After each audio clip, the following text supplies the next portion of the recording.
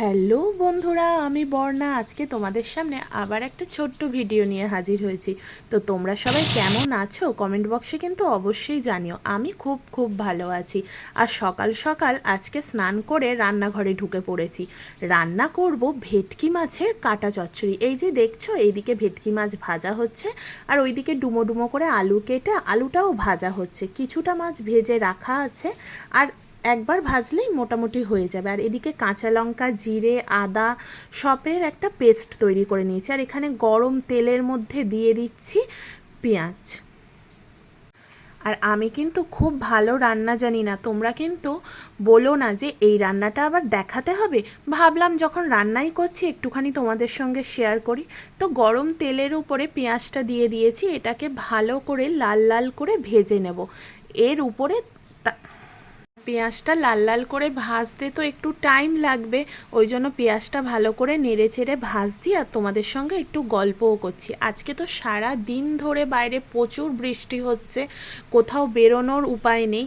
ওই জন্য বাড়িতেই একটু টেস্টি টেস্টি রান্না না করলে ভালো লাগে বলো?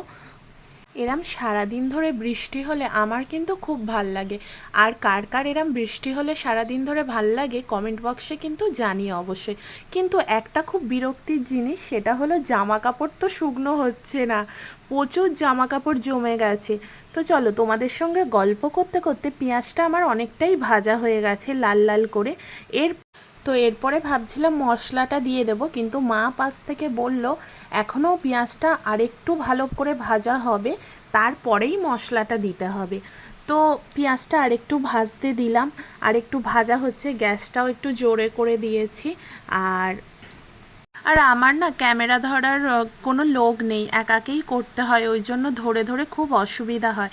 তো চলো পেঁয়াজটা এবার লাল লাল করে ভাজা হয়েই গেছে। এবার পেঁয়াজটা একটু সরিয়ে মাছ তেলের উপরে মশলাটা দিয়ে দিলাম, দিয়ে এবার ভালো করে একটুখানি কষাবো যাতে মশলাটার কাঁচা গন্ধ না ছাড়ে।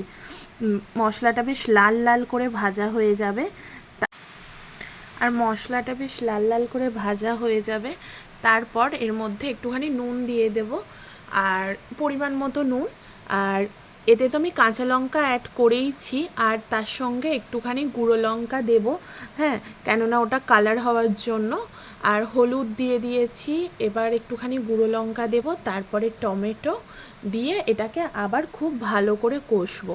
আর আমি না একদম অল্প তেলে রান্না করতে পারি না, বারবার শুধু তেল দিচ্ছি। মা পাশ থেকে দেখছে, বলছে এত তেল এত তেল। আমি বলি একদিনই তো খাবো। তো এই যে টমেটো দেওয়ার টাইম হয়ে গেছে, এবার টমেটোটা দিয়ে দিই। দিয়ে একটুখানি মশলাটা যেহেতু কড়াইয়ের মধ্যে নিচে লেগে যাচ্ছে, ওই জন্য একটুখানি জল দিয়ে তার মধ্যে ভাজা আলুগুলোকে দিয়ে দিলাম।